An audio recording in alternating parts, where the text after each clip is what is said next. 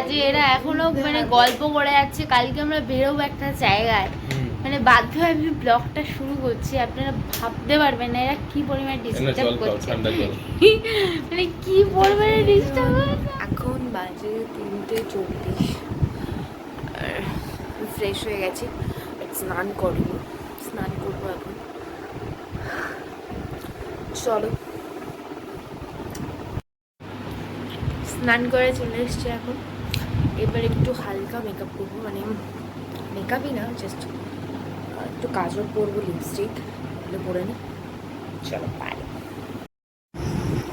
Finally আমি কিন্তু ready হয়ে গেছি, বেশি কিছু সাজি। চলো, এখন বাজে হচ্ছে ভোর 4:30। দেখো সূর্য ওঠেনি, আমি আর আমার গোপাল যাচ্ছি। ধর্ম হোক যার যার, বড় মা সবার। বড় মার নাম নিয়ে আমরা ভোরবেলা বেরিয়ে পড়লাম। আসলে আগের থেকে পুরোটাই পরিকল্পনা ছিল না। আগের দিনে ঠিক হলো যে যাওয়া যাক, আর বড় মা চাইছে, যেতে তো হবে। আমাদেরও ইচ্ছা ছিল, তবে মা না চাইলে সেখানে যাওয়া অসম্ভব। তো সুন্দর প্রকৃতি দেখতে দেখতে বেশ ভোরবেলায় বেরিয়ে পড়লাম। বেশ অনেকটা সকালেই উঠেছিলাম, সকাল ঠিক বলবো না, ভোর।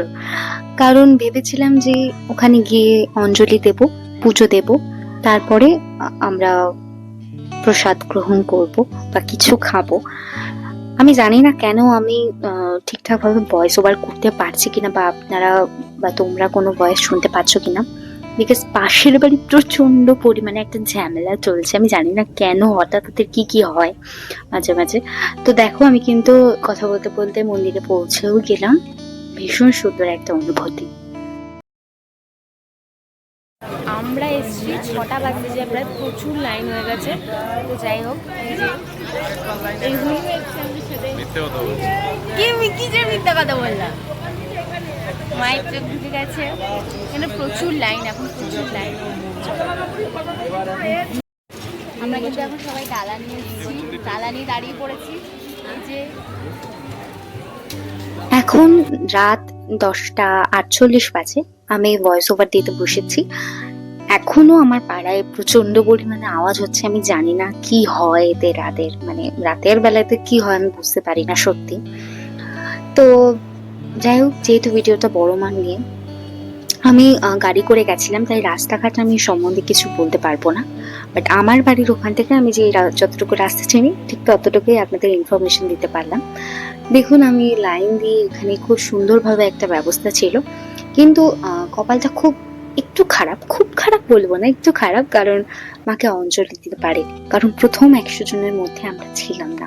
হয়তো প্রথমে 100 জন ঢুকিয়েছিল, সেই 100 জনের মধ্যে আমরা ছিলাম না, কারণ ওরা ভোর 4টে থেকে ওখানে লাইন দিয়েছিল। তাই আপনারা যদি চান যে অঞ্জলি দেবেন, তাহলে দয়া করে 4টে থেকে 4:30টার মধ্যে কিন্তু মন্দিরে চলে যাবেন। আর মায়ের এই অপরূপ দৃশ্য দেখে মনটা খুব শান্ত হয়ে গেল। তাই চলে এলাম গঙ্গার পাড়ে, একটু মাথায় জল দিলাম। তারপরে দেখুন যে ভিড়টা ঠিক কতটা। এখন 8:30 বাজে, প্রায় 1 থেকে 1.5 কিলোমিটার পর্যন্ত ভিড়। তাই যত সম্ভব চেষ্টা করবেন ভোরবেলা যাওয়ার। ভোরবেলা যদি আপনি যেতে পারেন, তাহলে ভালোভাবে মায়ের দর্শন করতে পারবেন এবং মনে অনেকটা শান্তি থাকবে।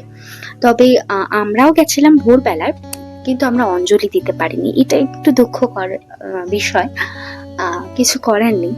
তাও তো মায়ের দেখা পেয়েছি। তারপরে মাঝপথে একটু হুগলিতে আমরা দাঁড়িয়ে পড়েছিলাম একটু ব্রেকফাস্ট করার জন্য, কারণ এখান থেকে যাব আমি আমার সেজু ঠাকুমার বাড়ি। তো এই দোকানটায় আমরা এসেছিলাম ব্রেকফাস্ট করতে।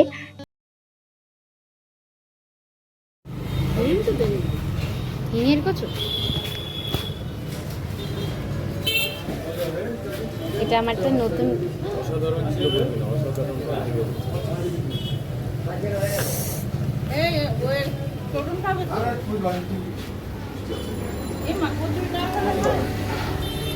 সেদিন পুরোটাই আমরা কি কি খেয়েছি সেই সমস্ত একটা শর্টস আমি পোস্ট করব, তো ওই ভিডিওতে তোমরা দেখতে পারবে।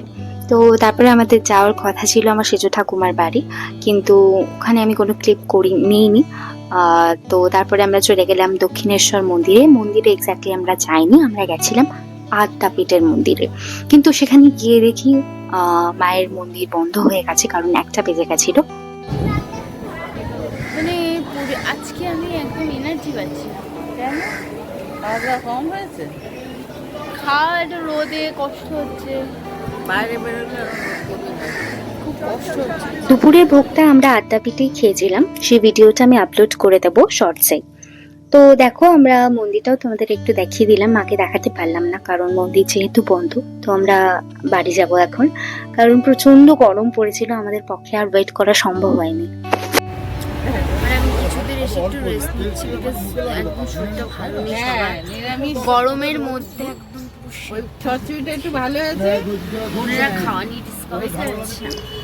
তো আমি না ভেবেছিলাম যে মাকে নিয়ে কিছু কথা বলবো, কিন্তু হঠাৎ করে মনটা যা হয়ে গেল, মানে শুরু করব ভেবেছিলাম যে মায়ের ইতিহাস, মানে মায়ের কাহিনী বড় মার মন্দিরে, আমি সেগুলো শেয়ার করবো ভেবেছিলাম। বাট সেই মুহূর্তে এমন একটা সিচুয়েশন ক্রিয়েট হলো যে আমি সমস্তটা টোটালি ভুলে গেছি। আর সরি, কিচ্ছু বলে ওঠা হয়নি। অলরেডি এখন রাত 11টা বাজে, আমি ডিনার কমপ্লিট করিনি, মা ডাকছে 1 মিনিট। তো যাই হোক, যেটা বলছিলাম, মা নামটার মধ্যে যে অনুভূতিটা আছে সেটা এক্স্যাক্টলি আমি ওই দিন বুঝতে পেরেছি। তার আগের দিন রাতেই আমি বুঝতে পেরেছি, মন্দিরে যাওয়ার আগে। তো যারা এখনো পর্যন্ত যাওনি তারা প্লিজ একবার ভিজিট করো গিয়ে, মানে যাও, মনটা না একটা আলাদাই লেভেলের শান্ত হয়ে যাবে, একটা আলাদাই শান্তি চলে আসবে মনের মধ্যে, যে আমি এটা কি দেখলাম, আমি এটা কি অনুভূতি আমার মনের মধ্যে, এটা একটা সত্যি খুব ভালো, মানে মা এই ডাকটার মধ্যে একটা অদ্ভুত শান্তি আছে। তো ভিডিওটা আমি বানালাম, হয়তো অনেকের অনেক কিছু খারাপ লাগবে, কারণ আমি আমার আগের ভিডিওতেও অনেকের অনেক কিছু খারাপ লেগেছে, তাতে আমার কিচ্ছু যায় আসে না, কারণ উনি আছে যে, বা যারা খারাপ কিছু বলবে, খারাপ কিছু মন্তব্য করবে, যদি তার কোনো দোষ না থাকে তাহলে ওপরওয়ালা ঠিক দেখে নেবে, তার ব্যবস্থা করে নেবে, আমি আর কিছু বলবো না। তো চলো বাই, আমার সাথে মা আছে আমি জানি। ওকে, চলো, good night, bye, Har Har Mahadev, জয় মাতারা।